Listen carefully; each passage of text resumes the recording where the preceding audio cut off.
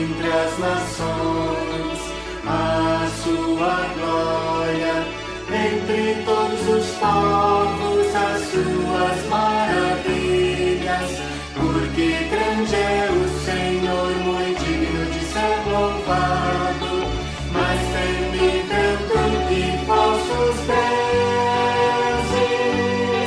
Glória e majestade estão diante dele, força e formosura no seu santuário. Glória e majestade estão diante dele, força e formosura no seu santuário.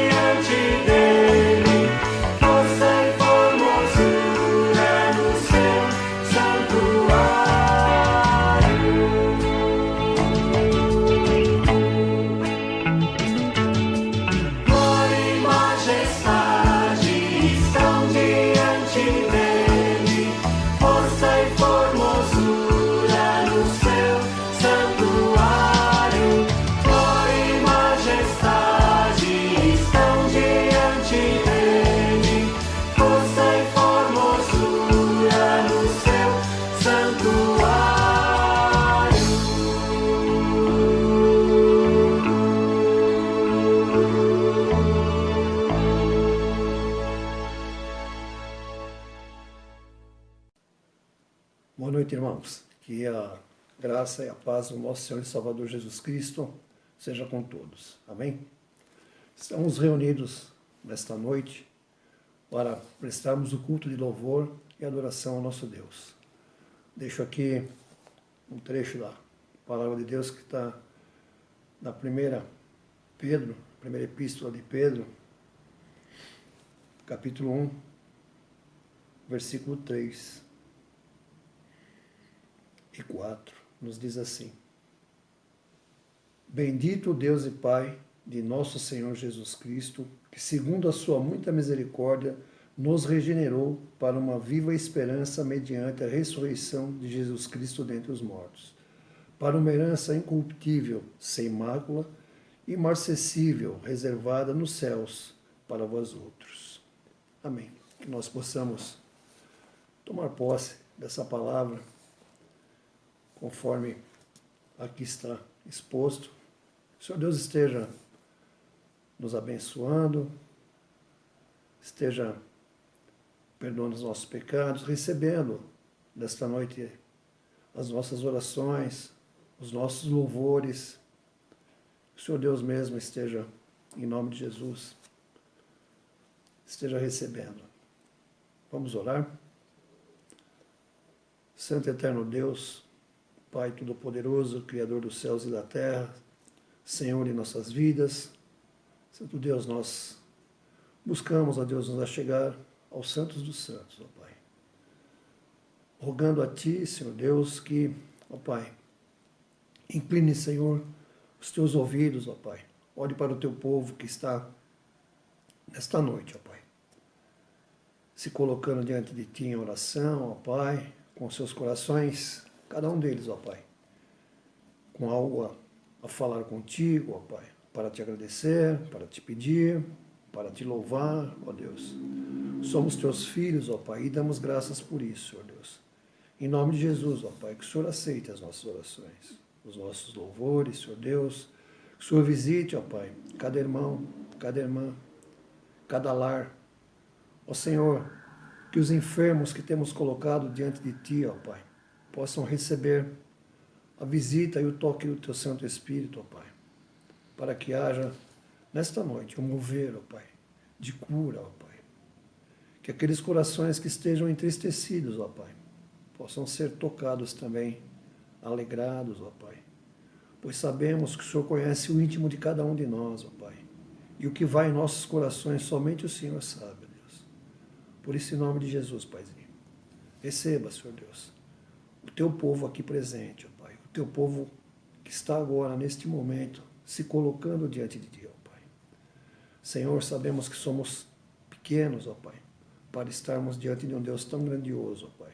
Mas em nome de Jesus, ó Pai, que o Teu Santo Espírito que habita em nós possa também conosco estar, ó Pai. Possa estar completando, ó Pai. Possa estar, ó Deus, também visitando os corações entristecidos, ó Pai. Os corações enlutados, ó Pai. Os corações que rogam, ó Pai, por conforto, Senhor Deus. Em nome de Jesus, que o Teu Santo Espírito visite cada um e toque, ó Pai. Ó Senhor, nós damos graças, ó Deus, pela oportunidade de estarmos hoje, mais uma vez orando diante de Ti, ó Pai. Damos graças, ó Deus, porque sabemos que servimos a um Deus que é vivo, um Deus que é misericordioso, um Deus que nos ama, ó Pai. Por isso, em nome de Jesus, ó Pai, que o Senhor esteja, ó Pai, recebendo este culto, visitando cada irmão, cada irmã, ó Pai. Fica com os Teus servos, ó Pai. E cada ato desse culto seja para a honra e glória do nosso Deus. Nós oramos, Senhor, no nome poderoso do nosso Senhor, do nosso Salvador Jesus Cristo. Amém. Amém.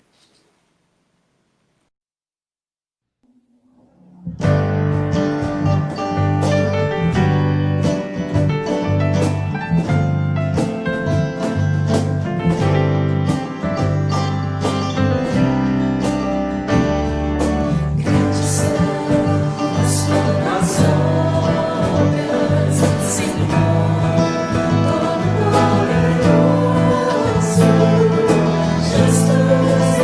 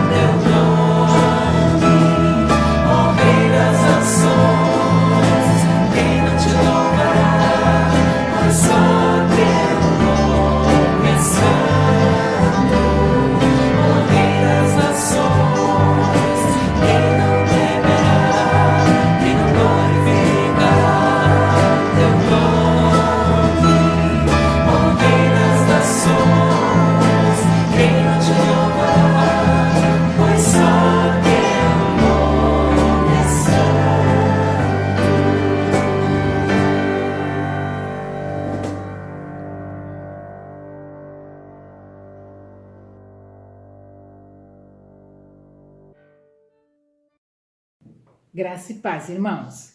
Eu vou ler a palavra de Deus em Efésios, capítulo 3, versículos de 20 a 21. Ora, aquele que é poderoso para fazer infinitamente mais do que tudo quanto pedimos ou pensamos, conforme o seu poder que opera em nós. A ele seja a glória na Igreja e em Cristo Jesus, por todas as gerações e para todos sempre. Amém. Amém. Boa noite, amados. Vamos estar orando neste momento pela nossa igreja, pelos enfermos e também para aquelas famílias que perderam um ente querido. Oremos. Santo Eterno Deus, nós te louvamos, ó Pai, por mais um dia de vida. Nós te louvamos, Senhor, pelo fôlego da vida. Nós te louvamos, ó Pai, também, Senhor, pelo livramento, Senhor, que Tu nos deste durante esta semana, Pai. Obrigado, Pai, também pelo alimento de cada dia. Obrigado, Senhor, porque Tu tens suprido a nossa necessidade. E agora, Pai, queremos te pedir, Senhor, pelas famílias, Senhor, que eu estou passando por enfermidade, Senhor, que Tu possa, Senhor, estar curando, Senhor, cada pessoa que está sofrendo neste momento, Pai. Que Tu possa estar entendendo, Senhor, as orações de cada um que implora, Senhor, pela cura. E também queremos te pedir também pelas pessoas que perderam entes queridos, Senhor. Lembramos da família da diaconisa Marli, também da nossa irmã Liliana, também que perdeu um tio dessa semana. Que Tu possa estar confortando o coração dessas pessoas, Pai. Queremos te pedir também, Senhor, pelo nosso pastor também, Senhor, pela sua família também, pela Ana Paula, que está em recuperação, também pela sua esposa também, Senhor, e toda a sua família, Senhor, também do nosso pastor também, que Tu possa estar cuidando dele também, Senhor. E queremos agora, Senhor, suplicar, Senhor, pelo nosso país também, que esses problemas que estão passando, Senhor, com essa pandemia, Senhor, ô Pai, venha, Senhor, com aquelas pessoas que estão administrando, Senhor, aqueles cientistas que estão providenciando aquela vacina, Pai. Essa vacina venha, Senhor, atender às nossas necessidades. Abençoe cada irmão também agora, Senhor, que precisa, Senhor, também de um emprego. Abra as portas para essas pessoas, Pai, para que eles possam ganhar o pão de cada dia. Fique conosco, Pai. Nos perdoa, porque somos pecadores e carecemos da Tua misericórdia, em nome de Jesus. Amém. Amém. Que Deus nos abençoe. Amém. Vamos louvar ao Senhor com bastante alegria.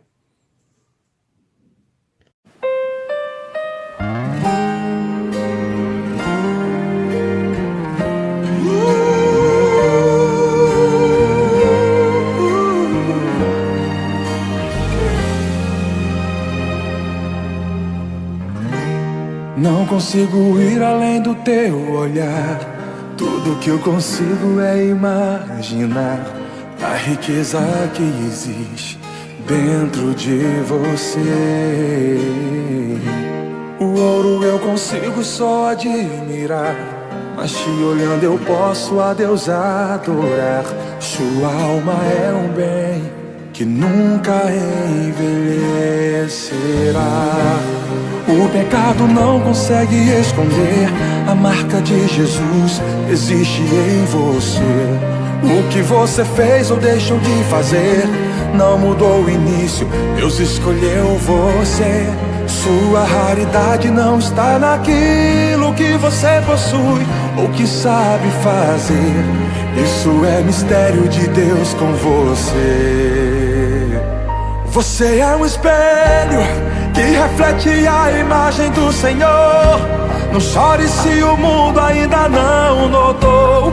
Já é o bastante Deus reconhecer o seu valor. Você é precioso, mais raro que o ouro puro de Ofir. Se você desistiu, Deus não vai desistir. Ele está aqui pra te levantar se o mundo te fizer cair.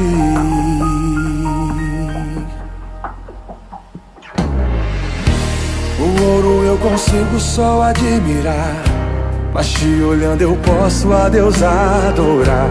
Sua alma é um bem que nunca envelhecerá. O pecado não consegue esconder a marca de Jesus existe em você.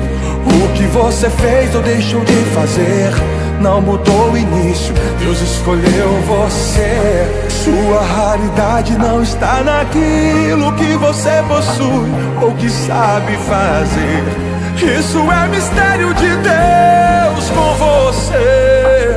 Você é um espelho que reflete a imagem do Senhor. Não chore se o mundo ainda não notou. Já é o bastante Deus reconhecer o seu valor. Você é precioso, mais raro que o ouro puro de Ofir. Se você desistiu, Deus não vai desistir. Ele está aqui pra te levantar. Se o mundo te fizer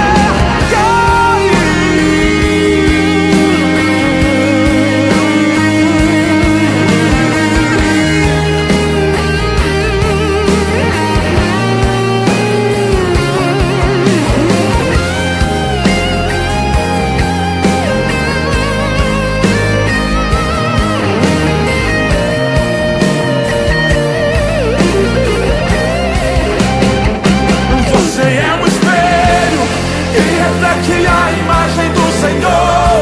Não chore se o mundo ainda não notou.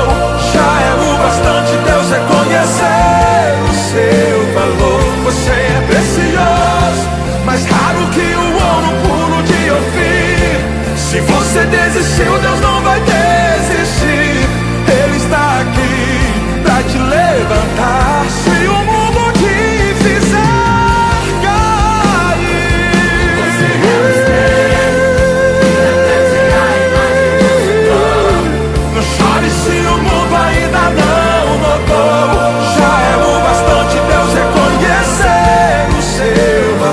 você é precioso, mais raro que o ouro puro de Ofir. Se você desistiu, Deus não vai desistir. Se o mundo te fizer cair.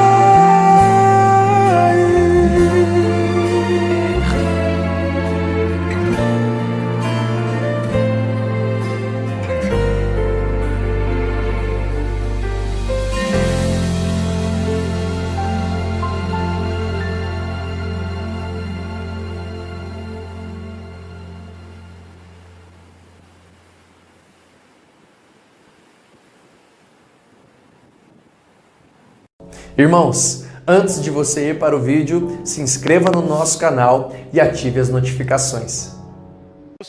É um livro de sabedoria. É considerado uma literatura de sabedoria, uma literatura sapiencial. Então, significa que ler Salmo, estudar Salmos, te faz mais inteligente, te faz mais sábio, te dá inteligência emocional, te ajuda a sentir as coisas certas nas horas certas, te ajuda a não exagerar sentimentos errados, te ajuda a não exagerar sentimentos negativos e, consequentemente, pensamentos negativos. Ou seja, a partir de uma teologia saudável, o livro de Salmos estrutura o leitor para a inteligência emocional. Não é um tratamento só de uma ciência psicológica, não. É um tratamento a partir de uma ciência teológica, de uma teologia construída em cima de uma revelação de verdades de Deus aos homens. Do conhecimento de Deus posto à disposição dos homens. Então, é a sabedoria divina que está sendo revelada, não a sabedoria dos salmistas. É a sabedoria divina posta diante de nós através da poesia, através do lamento, através da oração, através do choro, através do riso, da festa, através da alma aberta, exposta. Você olha e percebe quem é Deus e isso te ajuda, isso nos ajuda a viver de forma melhor, a agir de forma melhor, a reagir de forma melhor. O 66 é um desses salmos que vai nos mostrar como pensar, como sentir corretamente nos momentos críticos da vida. Apesar de ser um salmo de louvor, apesar de ser um cântico de louvor e adoração, é ao mestre do canto, é uma canção composta para o dirigente de louvor do templo. E aparece aqui, é um cântico, aparece como um salmo. Nós não sabemos exatamente quem é o autor deste salmo. Ele é atribuído a Davi, mas nós não temos nele nenhuma afirmação concreta de que seja de Davi. O título dele não apresenta como salmo de Davi, só apresenta como salmo, e é o mestre do canto. A questão para dizer se é Davi ou não é que ele menciona a casa de Deus, e algumas vezes quando aparece essa expressão casa se refere ao templo, já construído como templo, então seria um salmo depois de Davi. Mas isso também não fecha a questão, porque o tabernáculo algumas vezes é chamado de casa também. Mas é um salmo inspirado por Deus, está aqui por essa razão, e ele diz assim: aclamai a Deus toda a terra, salmodiai a glória do seu nome, dai glória ao seu louvor, dizei a Deus, que tremendos são os seus feitos, pela grandeza do teu poder, a ti se mostram submissos os teus inimigos. Prostra-se toda a terra perante ti, canta salmos a ti, salmodia o teu nome. Vinde e vede as obras de Deus, tremendos feitos para com os filhos dos homens. Converteu o mar em terra seca, atravessaram um rio a pé, ali nos alegramos nele. Ele, em seu poder, governa eternamente, os seus filhos vigiam, os seus olhos vigiam as nações, não se exaltem os rebeldes. Bendizei, ó povos, o nosso Deus, fazei ouvir a voz do seu louvor, o que preserva com vida a nossa alma e não permite que nos resvalem os pés. Pois tu, ó Deus, nos provaste, acrisolaste-nos como se acrisola a prata. Tu nos deixaste cair na armadilha, oprimiste as nossas costas, fizeste que os homens cavalgassem sobre a nossa cabeça. Passamos pelo fogo e pela água, porém, afinal, nos trouxeste para um lugar espaçoso. Entrarei na tua casa com holocaustos, pagar-te-ei os meus votos, que proferiram os meus lábios, e que no dia da angústia prometeu a minha boca. Oferecer-te-ei holocaustos de vítimas cevadas, com aroma de carneiro, imolarei novilhos com cabritos. Vinde, ouvi todos vós que temeis o Senhor, e vos contarei o que tem Ele feito por minha alma. A Ele clamei com a boca e com a língua o exaltei. Se eu no coração contemplar a vaidade, o Senhor não me teria ouvido. Entretanto, Deus me tem ouvido e tem me atendido à voz da oração. E aí um clássico, um versículo clássico, né, que muitos sabem de cor, e já é canção. Bendito seja Deus, que não me rejeita a oração, nem aparta de mim a sua graça. Bendito seja Deus, que não rejeita a mim a sua oração. Não rejeita a nossa oração. Muito obrigado, Deus, porque o Senhor não rejeita a oração. E a nossa oração nesse momento, sabendo que o Senhor não rejeita, nos dê compreensão, nos dê entendimento, nos dê, meu Deus, raciocínio bom, ilumina o nosso raciocínio. E Deus amado, nos ajuda a compreender essas verdades, nos ajuda a entender essa revelação, nos ajuda, Deus, a assimilar os conceitos e a transformá-los em prática, em conduta, em comportamento, em hábito. Oh Deus, nos ajuda a incorporar esses conceitos ao nosso jeito de ser. É a nossa oração a Ti, sincera, sabendo que o Senhor não a rejeita, uma oração confiante em nome de Jesus. Amém. Neste salmo, nós temos o autor dele falando acerca da glória de Deus, Deus como majestade suprema, esse Deus sendo aclamado em toda a terra. E quando ele fala da glória desse Deus, ele está mostrando que o Deus do Velho Testamento não é um Deus étnico, que o alvo de Deus não é o povo hebreu, que na verdade o povo hebreu é um meio de Deus para alcançar os povos da terra. Você tem aqui já de entrada a universalidade de Deus no Velho Testamento. Não é um Deus tribal, não é um Deus étnico, não é um Deus regional, não é um Deus local que cresce para se tornar conhecido dos outros povos, não. É o Deus global, é o Deus universal, o Deus do universo, é o Deus supremo se revelando a esse povo.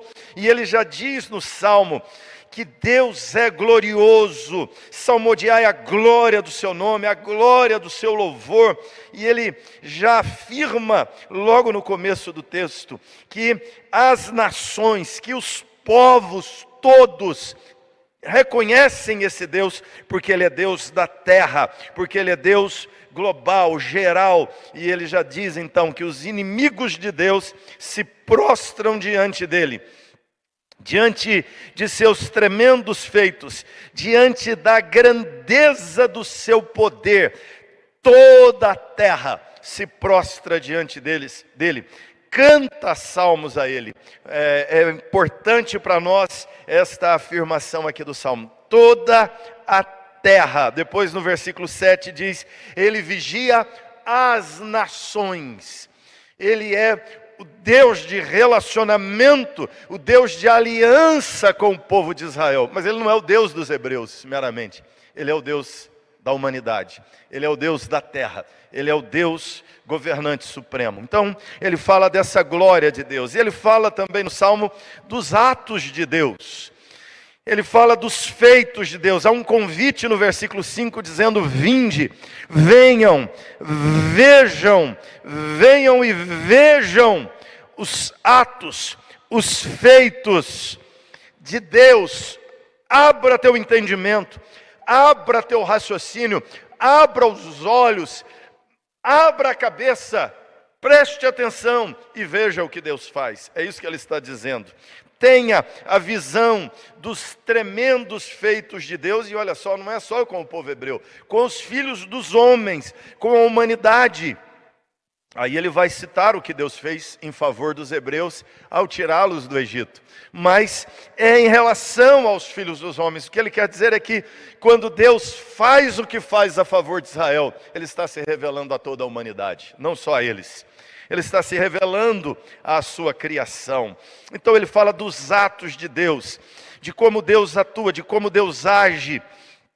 E quando ele fala dos atos de Deus, ele diz, Deus vigia as nações, Deus governa as nações, Deus preserva, Deus prova, Deus testa, Deus acrisola as pessoas, as nações. E eu queria destacar isso daqui.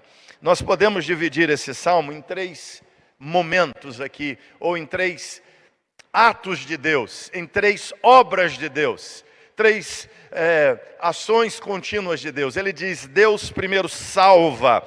Quando ele fala de como Deus tirou Israel do Egito, ele está dizendo, esse Deus salva. Ele converteu o mar em terra seca, eles atravessaram o rio a pé, né? Aqui em relação ao Jordão, o Mar Vermelho transformado em terra seca, e eles atravessaram o Mar Vermelho. Depois, na entrada de Canaã, eles atravessaram o Jordão mais uma vez, e entraram e tomaram posse da terra. Ele está dizendo que Deus salva, que Deus livra, que Deus abre caminhos, que Deus tira da escravidão e coloca na libertação, que Deus tira da opressão e coloca num estado de gozo, alegria. Por isso ele diz, nos alegramos nele, festejamos Deus.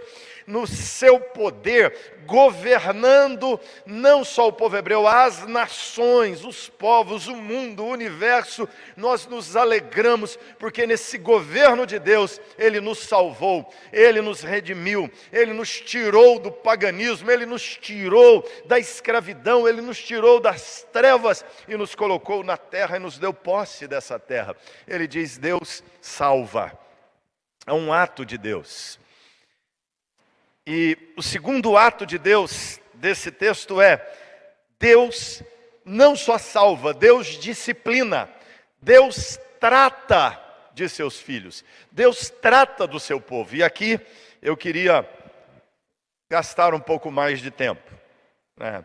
Porque propositadamente o Salmo também gasta mais tempo aqui. Ele fala que Deus salva, passa mais rapidamente. Mas quando ele vai dizer que Deus disciplina, ele gasta um pouco mais de tempo. Deus não só tira do pecado, mas Deus também tem o trabalho de tirar o pecado de nós. Deus nos chamou, nos tirou do inferno, nos tirou do pecado, nos tirou da escravidão. Agora, o trabalho maior de Deus é tirar o pecado de nós. Alguém já disse com sabedoria que Deus, em poucos meses, tirou Israel do Egito. Mas, durante 40 anos do deserto, trabalhou para tirar o Egito de Israel.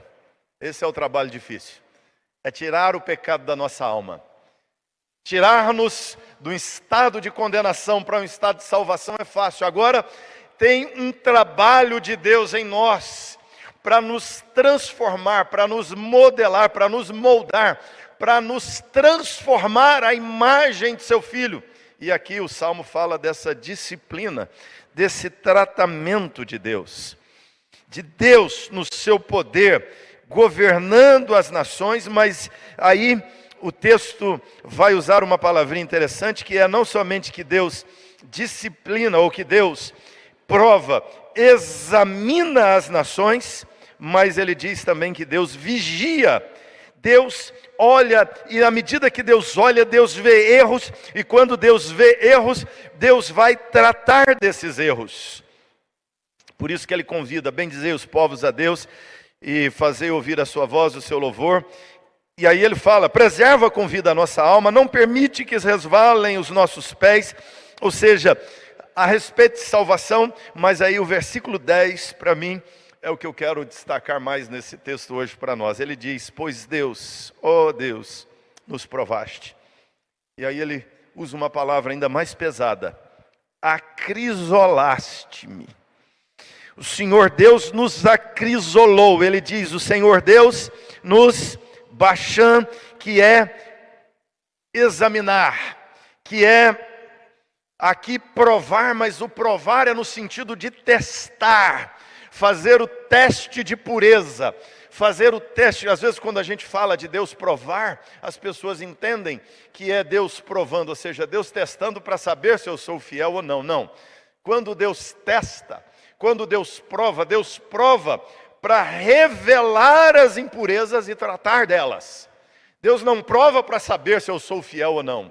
Deus prova para aumentar minha fidelidade. Deus prova para corrigir minhas infidelidades. É para isso que Deus prova. É por isso que Deus nos prova. É por isso que Deus nos disciplina. Então, no Salmo, ele vai dizer que Deus acrisola, Deus testa, Deus prova.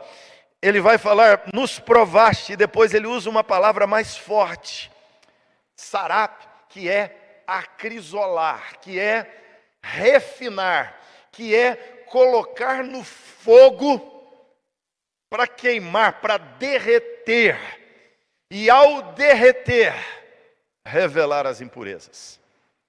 E aqui a chave para a compreensão do que ele quer dizer no texto é quando ele diz: acrisolaste-nos, como se acrisola a prata. Aqui é a chave. A pergunta que nós temos que fazer aqui é: como se acrisola a prata? Vamos voltar à prática lá de trás. Nesse ambiente, nesse contexto, ele está escrevendo o Salmo, pensando na obra de Deus, e ele diz: Senhor, o Senhor nos salva. Sim, mas o Senhor não só salva, o Senhor também nos disciplina, nos purifica, nos transforma. O Senhor nos tira do pecado e vai tirar o pecado de nós, então o Senhor vai nos acrisolar. E aí ele pensa no trabalho de Deus, ele diz: Deus é igual quando o cidadão vai tratar da prata. É igual quando o fundidor vai purificar a prata. Então ele pensa no processo de tirar as impurezas da prata e diz: o Senhor nos acrisola. Como se acrisola a prata? Como se acrisola a prata?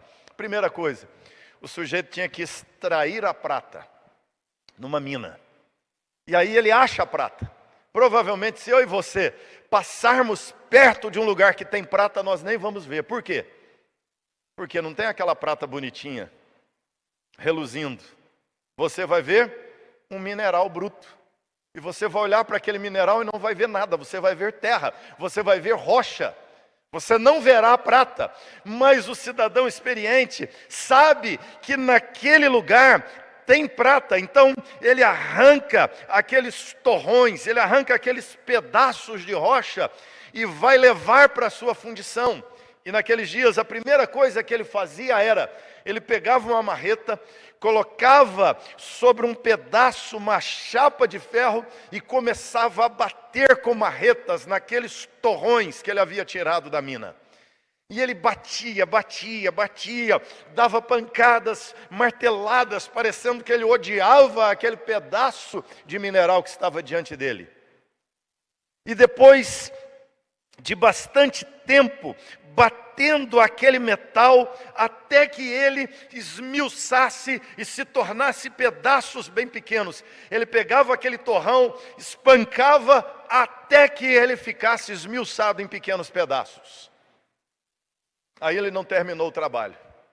Aí ele pegava aqueles pequenos pedaços, colocava numa caldeira e colocava fogo. E assim aqueles pequenos pedaços ficariam mais fáceis de derreter. E eles então derretiam. E aqueles pequenos pedaços eram elevados ao fogo até a temperatura exata. Não pode ficar aquém, não pode passar, não pode ir além. Há uma temperatura exata.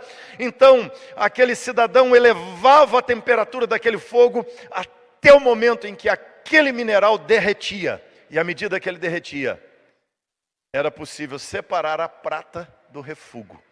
A prata do que não é prata. A prata das sujeiras, dos outros minerais que não era mais a prata. E aí ele sentava e esperava até que fizesse essa separação. Depois separava então a prata e agora era a hora do processo final. Paciência e repetição de um movimento lustrando aquela prata que sobrou, fazendo a preparação do que ele iria fazer depois, fazendo os pedaços já da prata purificada agora, as barras ou as lâminas da prata purificada. Então ele polia aquela prata até que desse o brilho. Aqui estava pronto o trabalho daquele cidadão.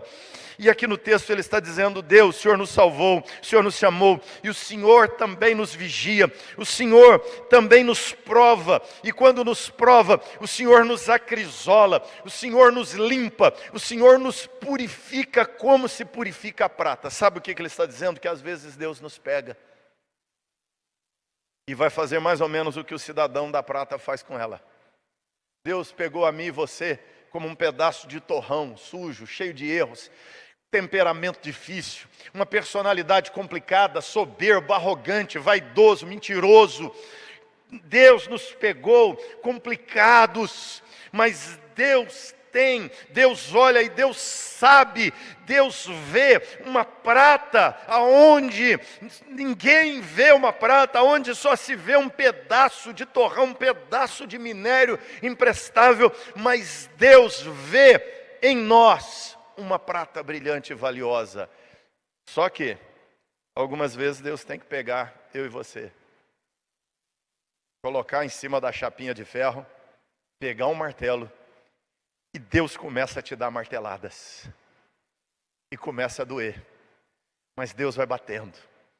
E Deus bate, e Deus te dá a martelada, e Deus me dá marteladas, e Deus bate, espanca e dói, e arranca pedaços, e nos quebra, e nos esmiuça, e parece que Deus odeia, e parece que eu sou alvo do ódio de Deus, porque Ele está me batendo, Ele está me esmiuçando, Ele está me quebrando inteiro, mas não é porque Ele me odeia, é exatamente porque Ele me ama. Por isso o autor de Hebreus diz: qual pai que não disciplina o filho a quem ele ama? Algumas vezes Deus nos pega como indivíduos, algumas vezes Deus nos pega como grupo social e bate. Algumas vezes Deus pegou Israel e deu marteladas e deu marretadas e esmiuçou Israel por amor. Algumas vezes Deus pega a sua igreja e Deus dá marretadas, pancadas, e Deus esmiuça, Deus despedaça a sua igreja, Deus a fere terrivelmente. Parece que somos alvos da ira de Deus, mas não. Quando isso acontece, nós somos alvos do amor gracioso de Deus. Somos alvos da graça de Deus. O autor termina o salmo dizendo que ele não afasta de nós a sua graça. É o que ele entendeu. Deus acrisola, Deus purifica. Deus, tu nos afinaste, tu nos acrisolaste, como se acrisola a prata. Aí depois, Deus coloca no fogo e derrete. Mas à medida que nós choramos, derretidos, esmiuçados, à medida que o calor da vida nos afeta, versículo 12 ele diz, o Senhor fez, permitiu, versículo 11 ele diz, o Senhor nos deixou cair em armadilhas, nos oprimiu as costas, no 12 ele diz, os homens cavalgaram sobre a nossa cabeça, passamos pelo fogo, passamos pela água. Às vezes é assim, você vai passar pelo fogo, vai passar pela água, Deus vai permitir que o diabo cavalgue sobre a sua cabeça, Deus vai permitir que os homens cavalguem sobre a tua cabeça, mas não desespere, porque é o caminho de Deus para te levar a um lugar espaçoso, é o caminho de Deus para arrancar as impurezas, para arrancar pecados, para arrancar defeitos, para arrancar consequências da queda, para arrancar características adâmicas em nós. Deus precisa nos dar marteladas. Deus precisa nos colocar no fogo e deixar derreter. Nem eu nem você vamos nos alegrar nesses momentos difíceis. São lágrimas. Nós não vamos ter prazer, nós teremos dor. Nós teremos vergonha. Se não compreendermos corretamente quem Deus é, se não tivermos uma teologia boa e correta para perceber o caminho de Deus, algumas pessoas vão se revoltar, vão se sentir odiadas, não amadas, rejeitadas, abandonadas por Deus, descuidadas. Algumas pessoas se sentirão solitárias, algumas pessoas perderão a fé, algumas pessoas cairão em desespero, dor, farão bobagens, falarão coisas indevidas, mas nós precisamos entender que Deus está nos acrisolando. Deus está nos purificando. Depois, Ele vai sentar e dar aquela polida. Mas, se você quer se relacionar melhor com Deus, senti-lo mais perto, percebê-lo mais próximo, entendê-lo melhor, então lembre-se, deixe Deus tratar de você. E lembre-se, o caminho é longo, mas Ele vai tratar e vai transformar. Terceira afirmação desse salmo para nós, o primeiro é isso, Deus salva. O segundo é esse, Deus disciplina. O terceiro é esse, Deus transforma. Deus transforma. É interessante que no Salmo ele vem de louvor, dizendo, as nações louvem, venham, vejam o que Deus faz, converteu o mar em terra seca, fez coisas extraordinárias, mas de repente ele faz a curva e diz, mas Deus, o Senhor nos acrisola, o Senhor nos trata, o Senhor nos transforma, o Senhor vai percorrer um caminho que vai nos ferir, nos deixa ser pisados, humilhados, mas ele faz uma outra curva rápida, dizendo no versículo 13, entrarei na tua casa com holocaustos e pagarei meus votos. Porque ele compreendeu isso. Deus nos disciplina, nos faz passar pelo fogo e pela água. Ele está pensando naquele ourives, ele está pensando naquele fundidor que faz a prata passar pelo fogo e leva na água, e leva no fogo e leva na água, tempera. E ele não somente tempera, ele derrete, limpa, tira a escória, coloca na água, não está bom, ele volta, derrete no fogo. Ele está dizendo: Deus, o Senhor faz isso até nos levar a um lugar espaçoso. Então, Deus, diante disso, eu vou te louvar, eu vou oferecer holocaustos, eu vou celebrar, eu vou cumprir meus votos, porque Ele está dizendo: Deus transforma, Deus nos modela, Deus nos transforma. Muito curioso, nesse tempo, nesse modo de lidar com a prata, sabe quando é que o sujeito sabia que a prata estava no ponto ideal? Depois de todo esse processo de espancar, de derreter, de levar na água, de levar no fogo, ele começava a polir aquele material, e ele sabia que o material estava limpo, que o material estava puro. Quando ele polia aquela prata, e ele olhava para a prata, e ele via na prata sua imagem. Quando ele pudesse usar a prata como espelho, é sinal que ela estava bom. Sabe o que Deus está fazendo? Deus está acrisolando, Deus está dando marretadas, marteladas, pancadas em mim e você, mas não é porque Ele nos odeia, é porque Ele nos ama, e Ele quer limpar, Ele quer lapidar, Ele quer purificar, Ele quer polir, até que Ele olhe para mim e para você, e veja a imagem dEle restaurada em nós. Até que Ele possa olhar e ver a beleza dEle, e ver a santidade dEle, e ver essa glória dEle diante das nações, e ver o reflexo do poder dEle em nós. Por isso Ele nos acrisola, como se acrisola a prata, até ver o resultado esperado. E é isso que o salmista vai evidenciar. Ele diz: o que proferiram os meus lábios, o que no dia da angústia prometeu a minha boca, eu vou cumprir, eu vou honrar, eu serei fiel a Deus. Aqui há uma resposta extraordinária dele. Deus nos trata, vai usar as várias circunstâncias da vida para nos transformar, nos lapidar.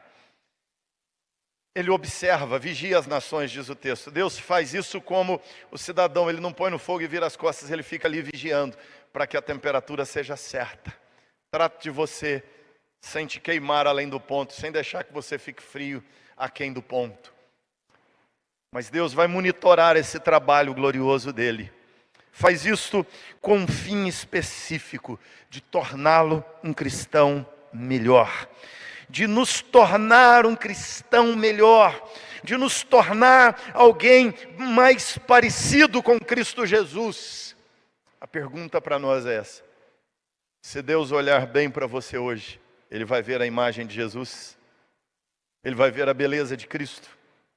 Se não, espere martelada, espere fogo, espere água, espere temperatura quente.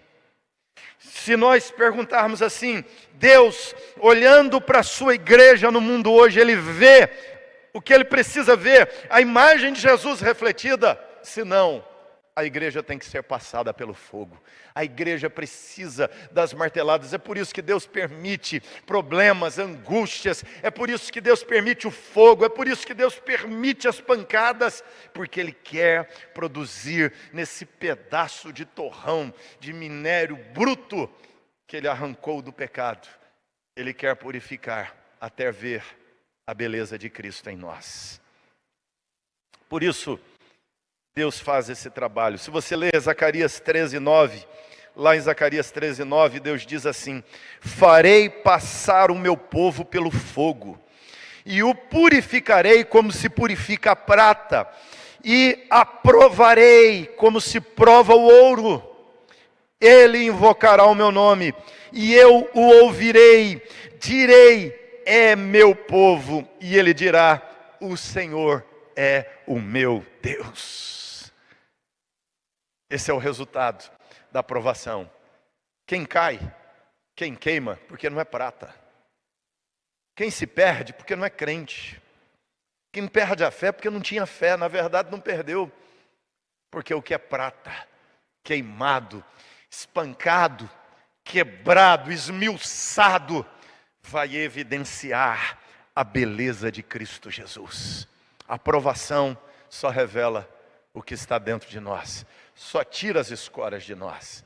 Quem sucumbe na provação nem está sendo provado por Deus.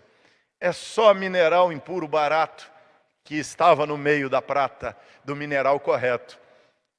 E Deus não está testando para ver quem é quem. Deus está queimando para tirar as impurezas de sua igreja, de seus crentes, de seus filhos. E aí eu posso dar um testemunho pessoal. Você tem aqui, ele terminando como um testemunho pessoal. Eu vou contar o que Deus fez por minha vida, por minha alma.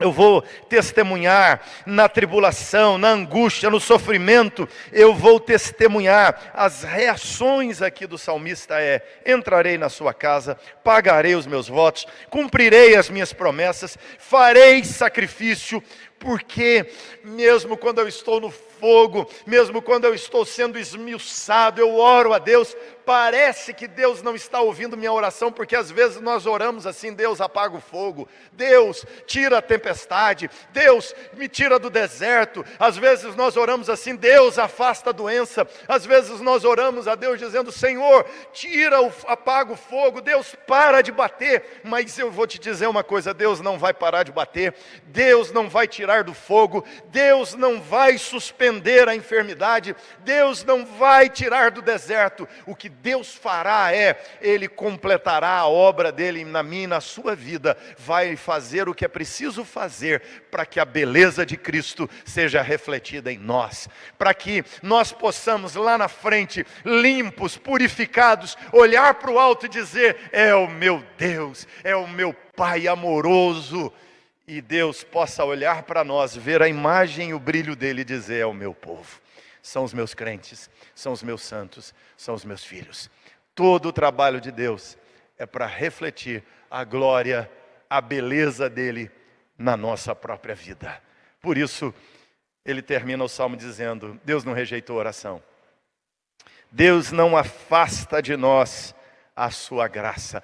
Tudo o que ele está fazendo, mesmo as pancadas e o fogo, mesmo a água e o fogo, mesmo o pisão do inimigo sobre a cabeça, mesmo o pisão do inimigo sobre as costas, não é porque ele nos entregou à mercê do inimigo, é porque ele está usando o mesmo inimigo para manifestar sua graça, purificar nossas vidas e completar a obra de Cristo em nós.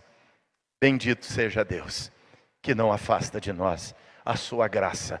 Tudo o que acontece é a graça de Deus nos transformando. Queria que você parasse para pensar nisso agora, fechando seus olhos. Olhe para a sua vida. Talvez há várias tribulações, angústias, vários sofrimentos que você está perguntando a Deus: por que, Senhor? Por que o Senhor me disciplina? Por que o Senhor me pune? Por que o Senhor me trata assim? Por que o Senhor me abandona? Não.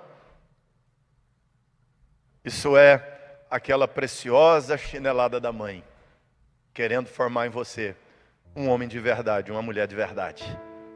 Isso é aquela vara da disciplina paterna, querendo fazer de você um homem honesto, uma mulher honesta. Então, quando Deus permite o fogo, quando Deus permite que o inimigo pise na tua cabeça, é Deus tirando as escórias da sua vida.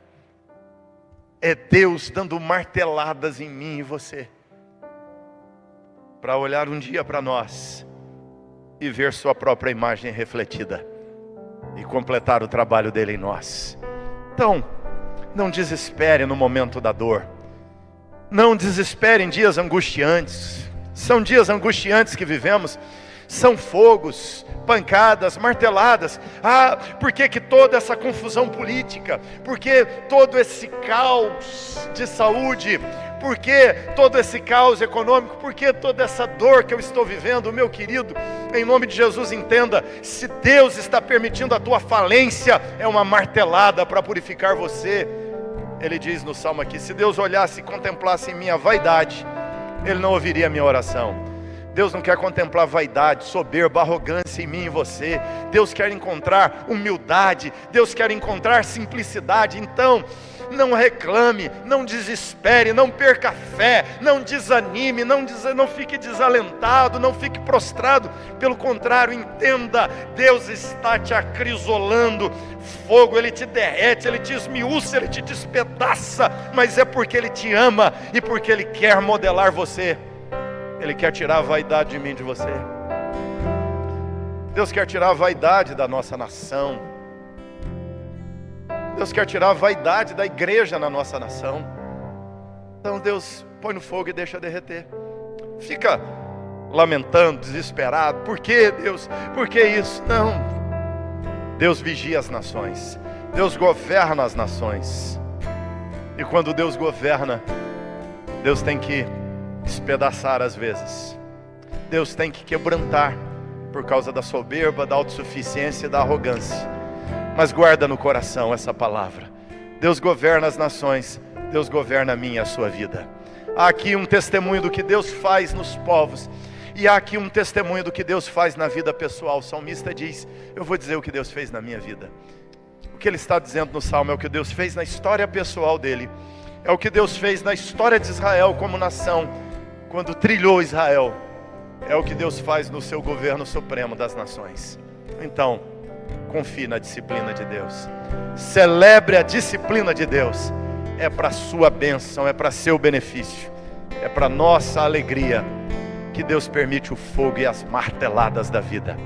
Não as lamente, as celebre, porque o resultado delas é a glória de Deus, a minha e a sua maturidade, a minha e a sua transformação. Senhor, ajuda-nos nos momentos de provação, nos momentos de tribulação, nos momentos de lágrimas, nos momentos de profunda dor, nos momentos de enfermidade, nos momentos de perda, nos momentos, ó Deus amado, da pisada do inimigo sobre as nossas costas, do inimigo pisando nossa cabeça. Ajuda-nos, Deus, a entender que é o Senhor nos purificando.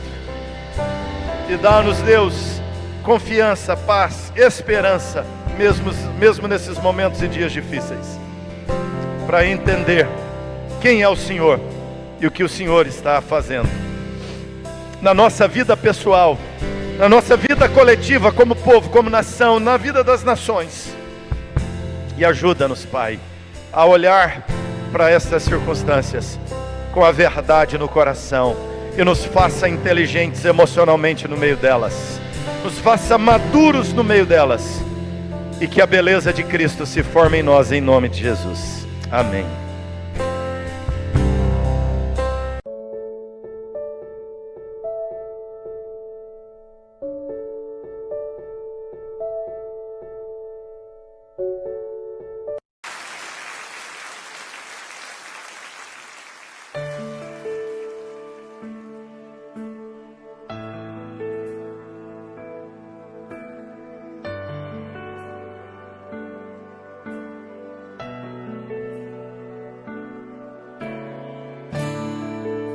Te dou meu coração e tudo que há em mim. Entrego meu viver por amor a ti, meu rei. Meus sonhos rendo a ti e meus direitos dou. O orgulho vou trocar pela vida do Senhor.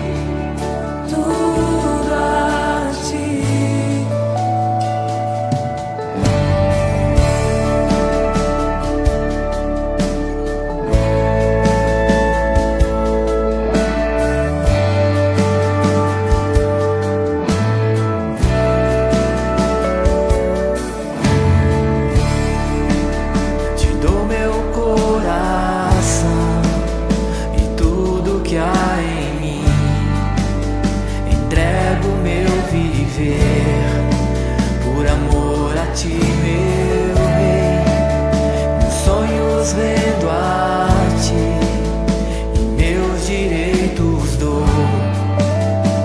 Orgulho vou trocar pela vida do Senhor. E eu entrego tudo a ti, tudo a ti. E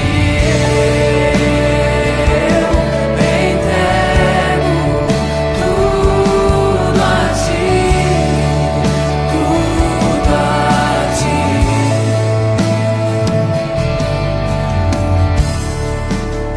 Eu canto essa canção de entrega a ti, Jesus.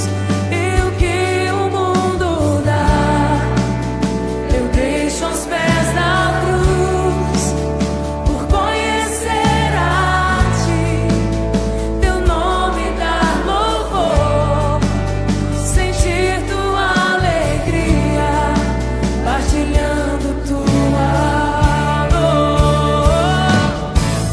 E eu entrego tudo a ti, tudo a ti. Oh, e eu entrego tudo a ti, tudo a ti. E eu entrego tudo a ti, tudo a ti. Oh, e eu entrego tudo a ti, tudo a ti.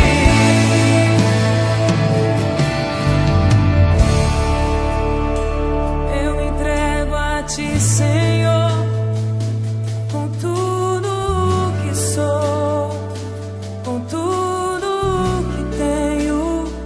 Eu me rendo a ti, corpo, alma e espírito. Eu me rendo a ti, Espírito. Oh, vem sobre mim. Eu me rendo a ti, Senhor. Oh, yeah. Eu me rendo.